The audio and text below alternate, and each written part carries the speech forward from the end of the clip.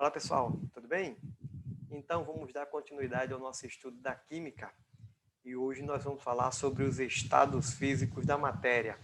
Na aula anterior nós falamos sobre as propriedades da matéria, tudo bem?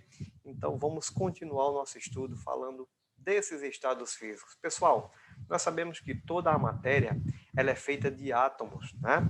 Que são incrivelmente pequenos. Os átomos medem cerca aí de 0,1 nanômetro de diâmetro, tá? É 1 vezes 10 a menos 9 do metro, ou seja, é algo realmente muito pequeno, tranquilo? A matéria, ela pode se apresentar em 3 estados físicos: estado sólido, líquido e gasoso. Então, vamos dar uma olhadinha em cada um desses estados físicos da matéria. O estado sólido, né? As partículas estão bem próximas uma das outras, né? E não podem se movimentar, porque há uma grande força de atração entre elas, tá? Essa força de atração, né, nós chamamos de coesão, então uma forte força de coesão entre essas partículas.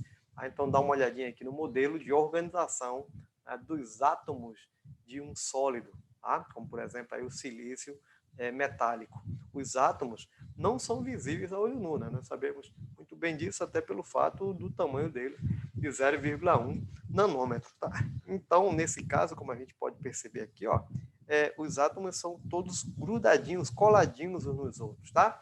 E essa força de atração entre esses átomos vai fazer com que a gente tenha essa característica da matéria ser sólida. Tranquilo? Tudo bem? Então, os sólidos, como características, eles têm forma e volume constantes, tá? Não vão modificar por causa desses átomos, né, fortemente atraídos. Tá? Então, a forma deles e o volume serão sempre constantes. Tudo bem? Vamos agora para o estado líquido. Tá? Então, a força de atração entre as partículas no estado líquido é menor. Tá? Com isso, elas podem se movimentar mais livremente. Olha só, no estado sólido eram todas juntinhas, então não tinha espaço de movimentação, né, por estarem todas juntas. Já no estado líquido, a força de atração vai ser menor, porque essas partículas elas já têm aí uma certa movimentação, já que elas estão um pouco mais separadas. Tudo bem? Então, o modelo de organização das moléculas em um líquido, né, a água, por exemplo, aqui, os átomos e as moléculas, né, consequentemente, sempre frisando, não são visíveis a olho nu, né, só através aí do uso de microscópio, tá certo? Então, se você despejar toda a água de um copo em outro, tá, num outro copo, né, numa outra vasilha, né, que tem um formato diferente do copo, vai perceber que o líquido adquire a forma do recipiente, tá? Então veja que a forma do líquido já é variável, coisa que não acontece no estado sólido, né? Então os líquidos, eles têm, portanto, forma variável e o volume é constante, né? Que continua sendo o mesmo volume, tá bom? Então vamos pegando essas características para a gente ir comparando uma matéria e outra.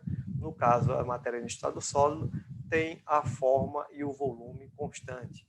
O estado líquido vai ter a forma variável e o volume constante, né? Você pega essa quantidade de água aqui, colocar num outro recipiente, vai ser a mesma quantidade de água.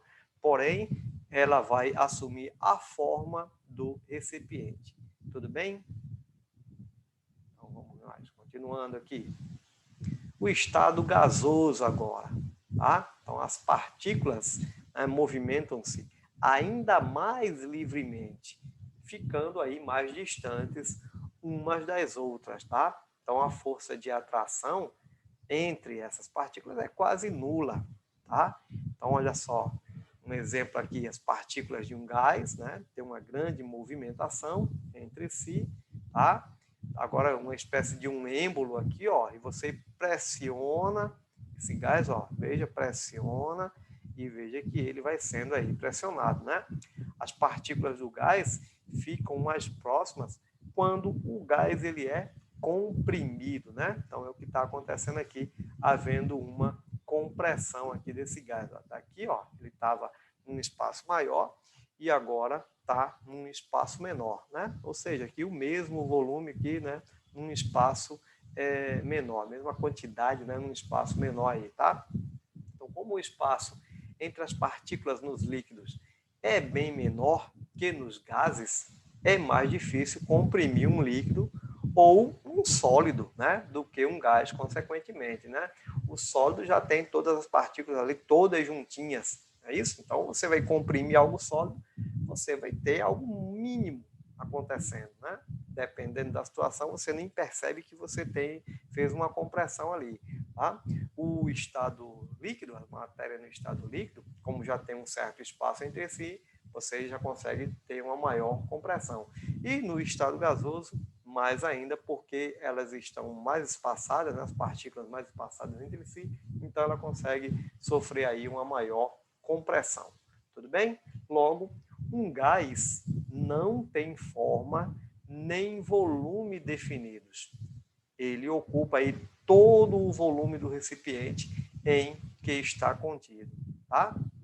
Então, muitas das substâncias aí, né, gasosas, né, que são voláteis, tá? Então, um exemplo, você pega um frasco de um perfume, você abre esse frasco de um perfume num determinado recipiente, o que acontece? Vai estar saindo ali aquele cheiro do perfume, né, que é uma substância bem volátil, né, se transformando ali já em gás, e vai espalhar-se por todo o ambiente, né? Ou seja, vai ocupar a forma de todo o ambiente, né? E ele estava num ambiente menor e agora ele vai ocupar todo um ambiente maior. Só para a gente ter uma ideia de que essas partículas gasosas, elas acabam aí se separando cada vez mais e ocupando o espaço do ambiente, tá bom? Então, o volume, tá? Não tem nem forma nem volume definidos, ok? No sólido, o volume e a forma é constante, né? No caso da matéria no estado líquido, a gente viu que o volume é constante, a forma é variável, e no caso do gás, não tem forma nem volume definidos. Ele vai ocupar todo o volume do recipiente em que está contido. Tudo bem, pessoal? Tranquilo? Beleza. Vamos dar uma olhadinha aqui em algumas mudanças, né, do estado físico dessa matéria, tá? Falando aí do calor e a mudança de estado, tá? Então, o calor é a quantidade de energia que passa de um corpo para outro devido a uma diferença de temperatura entre eles, tá? Isso é a definição do calor. Então, o calor ele passa sempre do corpo mais quente, né, com maior temperatura, para o corpo mais frio, né, com menor temperatura, né? Até que os corpos fiquem ali com a mesma temperatura, tá? Se iguale ali a temperatura, tudo bem? Então, um corpo com uma maior temperatura, o calor acaba passando para um corpo com menor temperatura, certo? Isso que vai estar acontecendo. Então, quando se fornece calor, né, que é energia, para um corpo, as partículas dele começam a se movimentar mais rapidamente, tá? Pois passam a ter mais energia, beleza? Que é o calor aí sendo fornecido. O fornecimento de energia pode provocar mudanças no estado físico da matéria, tá? Vamos dar uma olhadinha nisso? Então, quando a temperatura do gelo chega a 0 graus, né, a 0 graus Celsius, toda a energia fornecida, né, todo o calor que foi fornecido, passa a ser usada para mudar a organização das partículas da água, né? E assim promover a mudança de estado sólido para o estado líquido. Essa mudança a gente chama de fusão, tá? Então você imagina aí o gelo, certo? O gelo, uma organização aí que vai ter as suas moléculas, tá? Lembrando que a água, quando é gelo, está no estado sólido, certo? Quando ela vai ganhando calor, ela vai mudando o seu estado físico, deixando de ser gelo e passa para o estado líquido. Lembrando que no estado líquido, as partículas vão ficar mais separadas umas das outras, né? Nesse caso, essa passagem do estado líquido para o estado sólido é chamado de fusão, tá? Fusão é o nome dessa passagem do estado da matéria. Tranquilo? Do sólido para o líquido. Durante a fusão ou a solidificação, que é o contrário, né? É passando do líquido para o sólido, né? Está se transformando a água, se transformando no gelo, por exemplo, né? O estado sólido, essa é a solidificação. A temperatura aí da água, ela permanece constante. Então, dizemos então que o ponto de fusão ou a temperatura de fusão ou de solidificação da água é de 0 graus, tá certo? É de 0 graus, tá bom? Então, esse é o chamado ponto de fusão. A partir daí, você vai ter a mudança de estado da matéria aí, tá? No caso, fusão ou a solidificação, falando aí da água, tá certo? Falando da matéria aí, água. Tudo bem? O ponto de fusão é, portanto, uma propriedade que é específica da matéria. Opa, como assim, Wendel? A gente estudou propriedades gerais e, no caso, propriedade específica, ou seja, cada matéria tem uma característica específica. Né? No caso aí, o ponto de fusão é uma propriedade específica da matéria, ou seja, cada matéria vai ter um ponto de fusão diferente. Quando a gente fala de 0 graus, no caso aí a gente está falando do ponto de fusão de quem? Da água, né? Essa matéria. Mas se a gente passar para uma outra substância, passar para uma outra matéria, esse ponto de fusão ele já vai se modificar. Tudo bem? Então, assim como na fusão, durante a ebulição, a temperatura da água e de outras substâncias não se altera, tá? Então, no caso, essa ebulição vai ser a passagem do estado líquido para o estado gasoso, tá? Para o estado gasoso, tudo bem? Então, isso aí é a chamada ebulição, ok? Então, assim como ocorre na fusão, durante o processo de ebulição, a temperatura da água e de outras substâncias não se alteram, tudo bem? Então, cada substância também tem um ponto, tem uma temperatura de ebulição ou um ponto de ebulição específico, certo? Que ajuda aí a identificar a substância, ou seja, é uma propriedade específica da matéria também, esse ponto de ebulição, tá?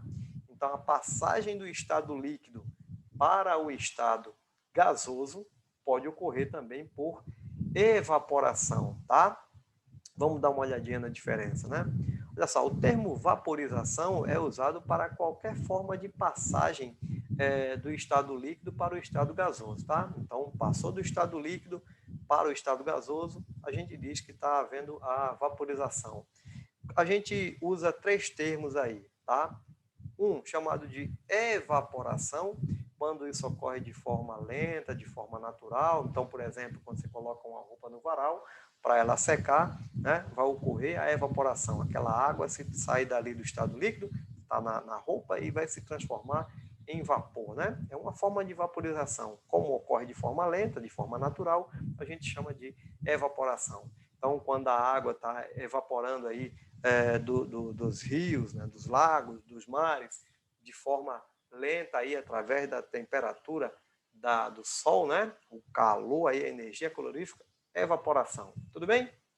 Quando essa passagem, por exemplo, ocorre de forma mais rápida, né? Ou seja, você provoca isso aí, então quando você coloca uma água no fogo, tá? A gente tem aí a ebulição. É a mesma passagem, né, do líquido para o gasoso, porém de uma forma mais rápida, mais acelerada aí, tá? Então, essa aí é a chamada ebulição.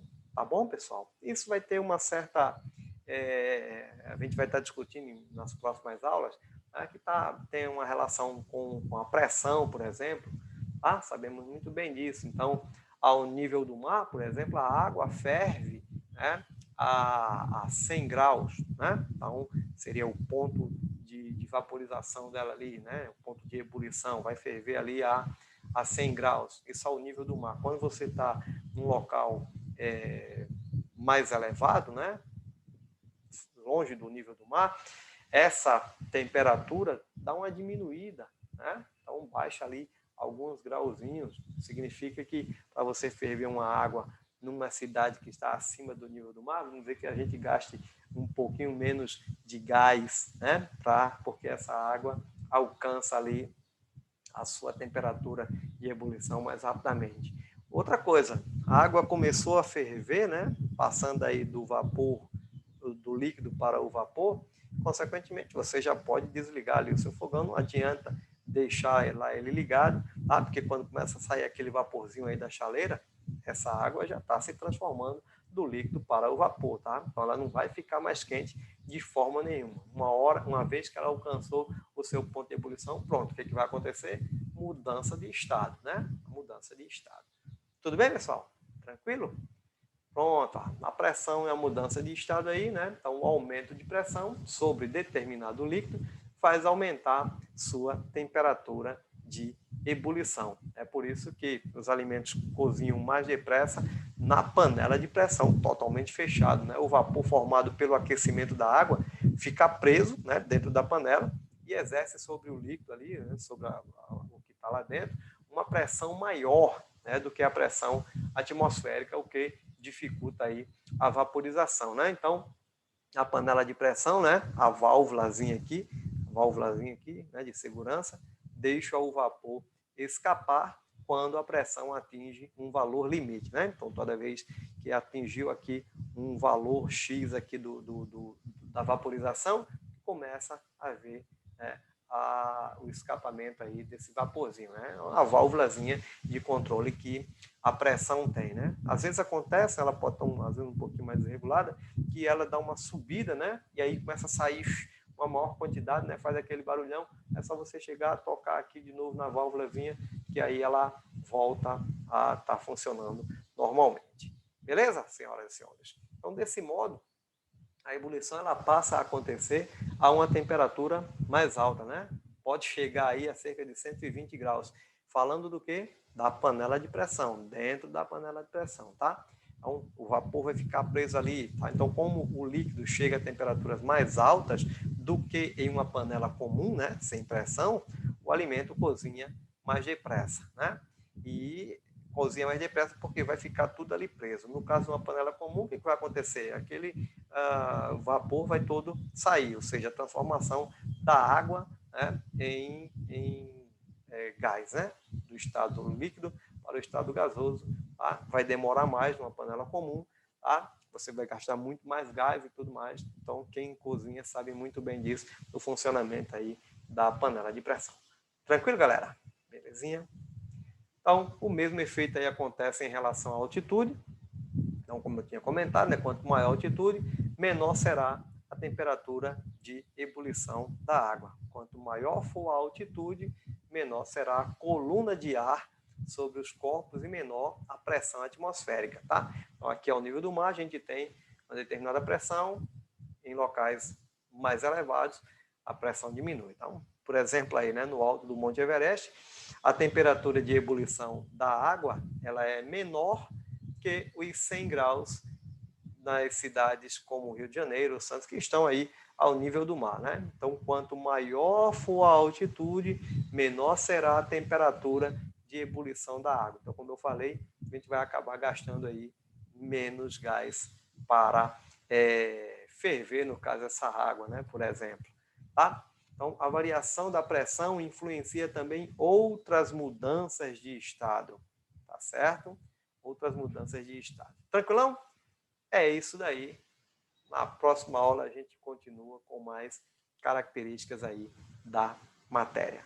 Beleza, pessoal? Valeu, tchau, tchau, tchau. Até a próxima. Grande abraço.